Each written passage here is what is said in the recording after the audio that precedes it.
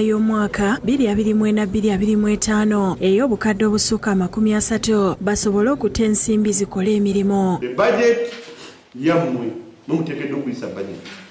It is the councillors. But budget temala gayitanga yakatale. Budget eteekeddwa okuyita nga tutegedde state government zeeresi zigenda kukola ki zikozesebwawa. Make sure today it is council and I'm not Kangavu today, I'm the district speaker. Bobero yogera wano. Make sure I'm the district speaker. Obo yagala oba toyagala I'm the district speaker. Bobo manyito ze wano gwe kuleetawo lugezigeziro n'amayala. Akakiiko akagaba emirimu ku disitulikiti okulemererwa okujjuza ebifo ebikalo kati okumala omwaka mulamba nga amalwaliro n'amasomero ga gavumenti tegalimu bakozi bamala ekizingamya empeereza. Tubadde tulina ensonga enkulu mu disitulikiti ya Service Commission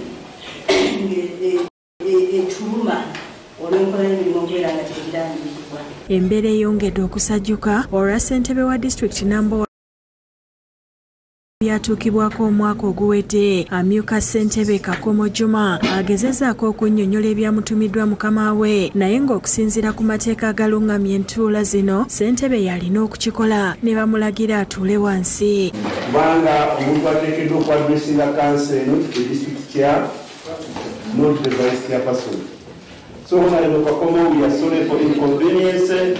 Speaker atadde abakozi ba disitulikiti ku nninga bannyonnyola ekyakolebwa omwaka oguwedde ne balemererwa nga ne kampuni ze baawa okukola emirimu ezisinga tebazijjukira. Kino kijje bakansala mu mbeera era nga bakulembeddwa ow'ekibibi Nakiboneka Farida babbyewo omuko gwa sipiika ne bagufulumya.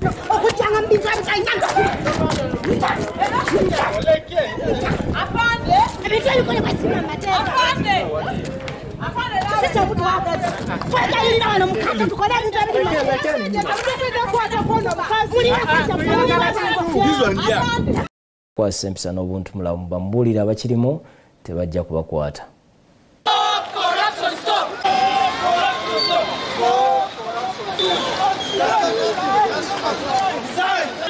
Olw'okubiri lwa wiikendi waliwo abeekalakaasa ne bakwatibwa nga beemulugunya ku nguzi esusse mu ggwanga naddala ku paalamenti. Ebyokwerinda byanywezebwa okwetoolola eggwanga okwanganga abeekalakaasa abo.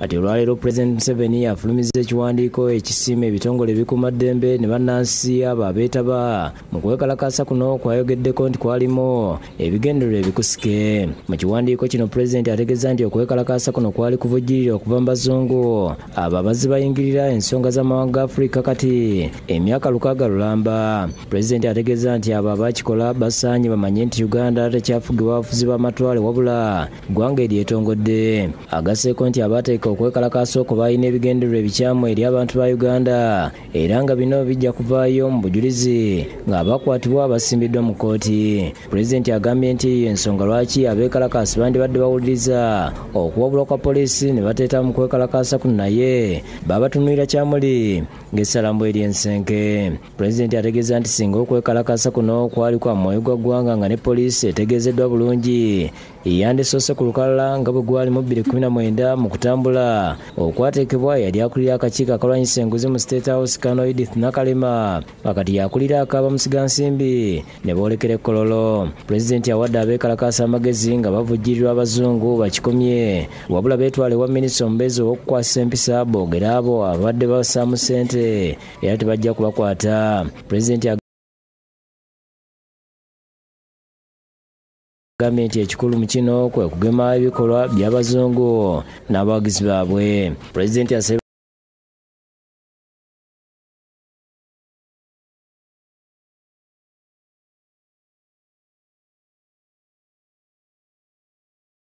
bw'ati afundikidde agamba nti wiiki ajja kwogerako eri eggwanga ku nsonga y'emu kuba olutalo lw'okulwanyisa enguzi luli mu mikono gye. Ebyo bibeereddewo nga Kano Nakalema yasinkanye abavubuka ku ofiisi mu Kampala ne bakubaganya ebirowoozo ku lutalo lw'okulwanyisa enguzi mu ggwanga. Bakulembeddwa mu ssentebe w'akakiiko abavubuka mu ggwanga Jacob Eyeru abamusimye mu lutalo lwaliko okulwanyisa abalyake. And my prayer here today is that we request you as the chief fighter of corruption after the president to help us ask the president to pardon those young people.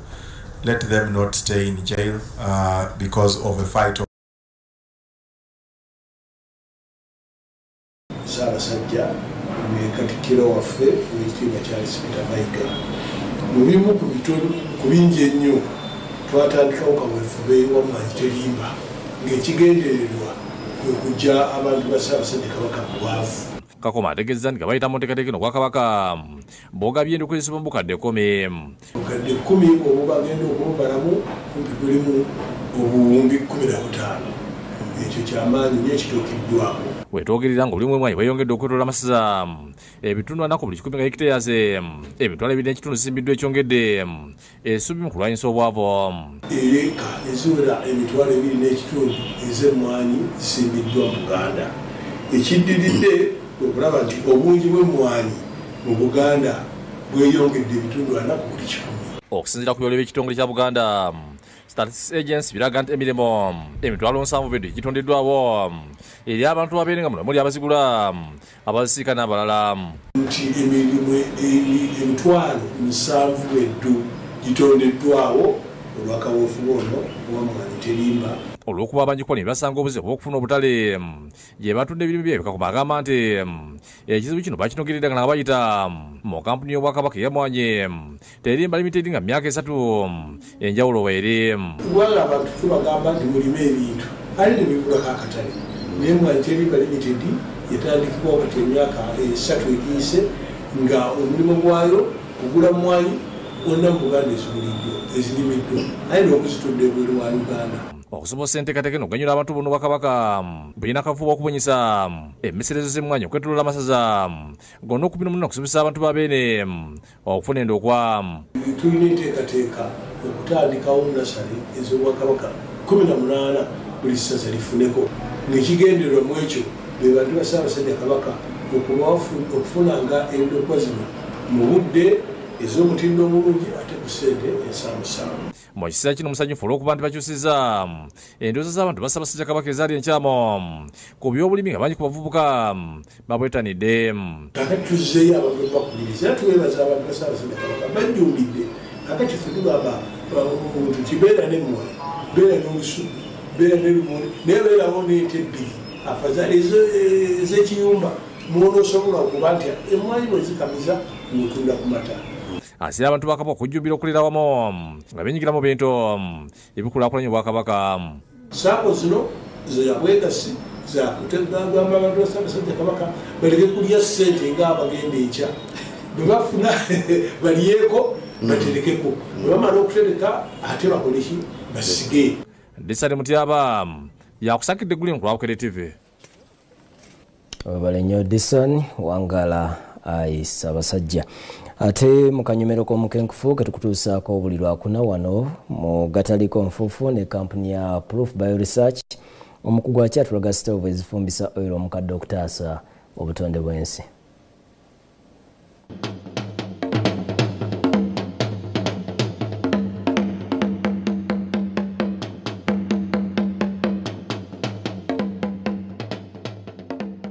Tukyagenda mu maaso n'enkola y'okufumbisa oyiri w'ebidduka omukadde ekisobolera ddala okutaasa obutonde bw'ensi ku bbeeyi entono ddala. Alisaaki eraga nti ebitundu 2 ku 3 eby'ebibira bya Uganda bisaanyiziddwawo bw'okubisaamu times 100 ebeera 66.6%. Ebitundu 66 eby'ebibira bisaanyiziddwawo. Kitegeeza bwe tunaasigala mu mbeera bweti ne ku speedi bwetyo Uganda egenda fuuka eddungu. N'olwekyo kiki kye tulina okukola kyekino Proof Bioresearch kyebalaga nti tusobola okukozesa ebitwetoolodde ne tugonjoola ebizibu byaffe. Enjawulo mu nkola eno gyatuleetedde olwaleero eri ku baatule ekisobozesa n'abo abawangalira mu byalo ewatali masannyalaze nabo okugyeyambisa okwawukanako ne gye twalaba wiiki ewedde eyali yeeyambisa amasannyalaze. Baatule eveeko amaanyi ga pawaringa oil ono afuuke misiti oba olufuufufu ate lwake nga mu mbeera entuufu ennyo era temweraliikirira sitoovu eno ya oil omukadde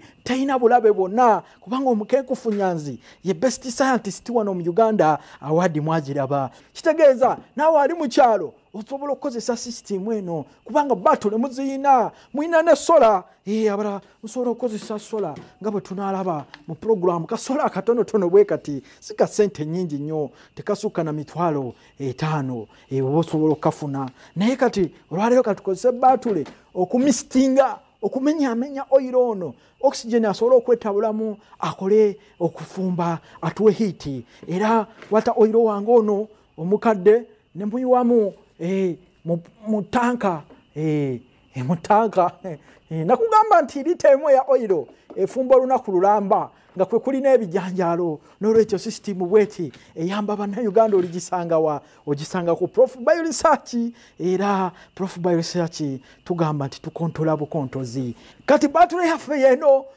nowapiki teweraliikirira kabatule kakapiki kakola niye motoka ekola batule yonna ekola kasita ogiteekako ku system eno kati nga nsumulula wano tanka kati nga tumaze okuconnectinga batule ekiddako kukuma oil waffe wano mu chembe eno era tukozesa ekibiriti anyoka bunyosi neyaka kyebayita luminous flame eba ya yellow siteyagaza awebe yakanga nku siteba ya mulembe naye bw'oteekako batule bwoti but ngechuka ebadde yaka yellow ngetandiko kwa ka blue flame ebanga gasi kiba kiyitirivu nnyo era nga system eno ogisanga ku Prof Bioresearch eyina omuliro guzitoa thermal units eyobaza tuyita British thermal units gumunya oil ono hydrocarbon CH4 the hydrocarbon was combustinga no oxygen molecule oxygen mumanyi oxidizing tufuna carbon dioxide CO2 jukira carbon dioxide taina bulabe tumuteeka ne mu soda ne mu byokunywa akolanga preservative ne tugattako ne water H2O water amazzi muganywa mugamba water is life kati plus energy gegana amaanyi gomulaba agali mu kufumba agavudde mu oil w'emmotoka getuyita thermal units oba British thermal units BTU naye kati question tebalansinze kitegeeza carbon emu eno hydrogen zina kuba nnya so wano tuteekawo valence two molecules of water carbon oxygen kateno ziri nnya ate no waliyo bbiri nga tubalansinga ne wano nga tufunawo 2 so kati ekwezo nebetya hydrocarbon ono oil ono ka oil ye formula yeyo bogatamu 2 molecules of oxygen gweni mu kupampinga nga nkozesa batule mfuna carbon dioxide taina bulabe wamu ne 2 molecules of water